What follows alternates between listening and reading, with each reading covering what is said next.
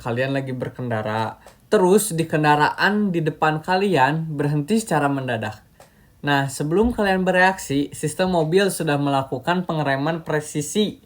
Bagaimana sistem sekompleks automatic braking system ini bisa bekerja dengan akurasi milidetik tanpa gagal. Nah, jawabannya itu bukan cuma kode yang hebat, tapi kedisiplinan dan proses yang disebut rekayasa perangkat lunak. Halo, saya Baden Nugraha, mahasiswa Universitas Teknologi Digital, Prodi Informatika. Hari ini saya akan membedah V-Shape model yang menjadi standar keamanan industri teknologi.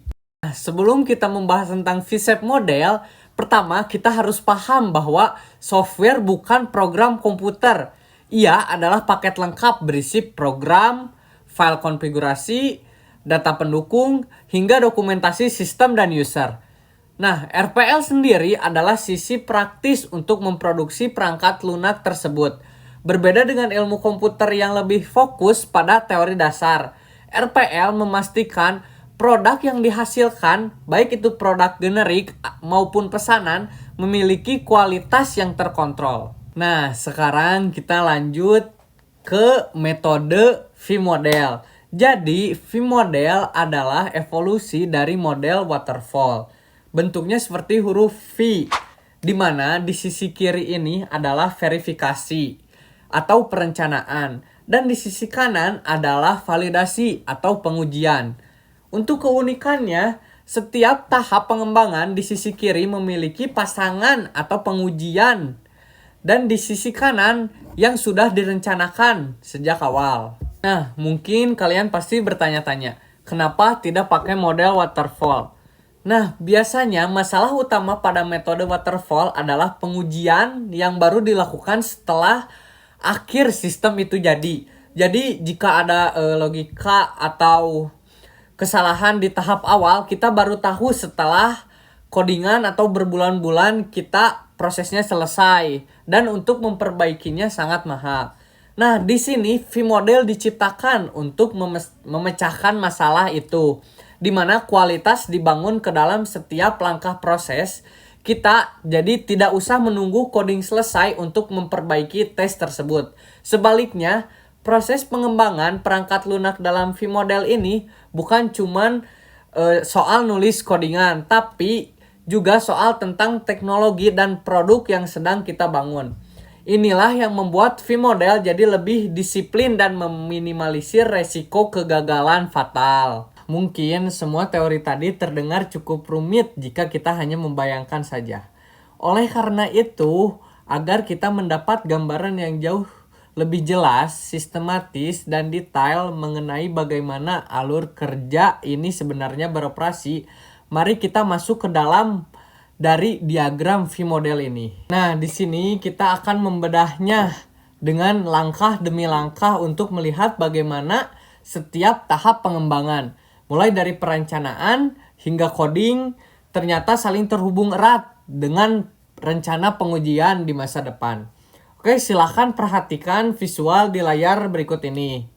Karena kita akan mulai dari sisi yang paling kiri, yaitu titik di mana nasib seluruh kualitas proyek kita ditentukan. Nah, kita awali perjalanan ini dari puncak paling kiri, yaitu tahap requirement analysis atau analisis kebutuhan. Di fase ini, tugas utama kita adalah mengumpulkan seluruh kebutuhan dari pengguna atau customer secara mendalam dan menyeluruh. Mari kita gunakan contoh sistem pengereman ABS yang saya sebutkan tadi. Tim teknis harus menentukan syarat yang sangat spesifik. Misalnya, sistem harus mampu melakukan pengereman otomatis jika sensor radar mendeteksi objek dalam jarak 2 meter saat kendaraan melaju di bawah 40 km per jam. Nah, hal yang paling krusial dan membedakan V-model dengan metode lain adalah di tahap ini, kita tidak hanya mencatat keinginan user, tetapi juga langsung menyusun dokumen yang disebut acceptance test plan. Nah, artinya apa? Artinya, tepat saat kita menuliskan syarat jarak 2 meter tadi, di saat yang bersamaan kita juga sudah mengunci rencana pengujiannya. Jadi seperti nanti di akhir proyek, bagaimana cara kita membuktikan secara teknis bahwa mobil ini benar-benar berhenti di jarak 2 meter. Dengan adanya rencana ini sejak awal atau di hari pertama, pengujian akhir nanti bukan lagi proses yang menebak-nebak atau dilakukan secara terburu-buru, melainkan sebuah proses pembuktian yang sudah terstruktur rapi sejak awal pengembangan dimulai. Setelah kita tahu apa yang diinginkan oleh pengguna, langkah selanjutnya adalah turun ke tahap sistem desain. Disinilah kita mulai merancang arsitektur sistem secara holistik. Kita menentukan komponen apa saja yang dibutuhkan. Misalnya, dalam sistem ABS, kita menentukan penggunaan sensor radar, ECU sebagai otak pemroses, dan aktuator pengereman. Hasil dari tahap ini bukan hanya gambaran umum sistem, tapi juga spesifikasi perangkat lunak dan struktur data yang akan dikembangkan. Sama seperti tahap sebelumnya, di sini juga kita langsung menyusun sistem test plan. Nah, rencana ini digunakan untuk melakukan black box atau testing nanti, yaitu pengujian untuk menentukan bug tanpa harus melihat internal code-nya. Cukup dengan melihat apakah input yang diberikan menghasilkan output yang sesuai. Setelah kita merancang sistem secara keseluruhan, kita masuk ke tahap yang lebih spesifik, yaitu komponen desain. Di sini kita tidak lagi bicara soal mobil secara utuh, melainkan fokus pada bagaimana masing-masing komponen besar seperti unit kontrol elektronik atau ECU atau sensor radar akan bekerja secara internal. Kita mengidentifikasi aspek-aspek penting seperti kelas-kelas data yang digunakan, fungsi utama di dalamnya, dan yang paling krusial, bagaimana data akan berpindah dari suatu bagian ke bagian lainnya dalam satu komponen tersebut. Dalam contoh sistem ABS kita, pada tahap komponen desain ini, kita merancang bagaimana modul kalkulasi jarak menerima input mentah dari sensor radar dan mengubahnya menjadi instruksi pengereman yang bisa dipahami oleh aktuator rem. Nah, perhatikan garis horizontal yang menghubungkan tahap ini ke sisi kanan diagram. Di fase ini, kita diwajibkan menyusun integration test plan.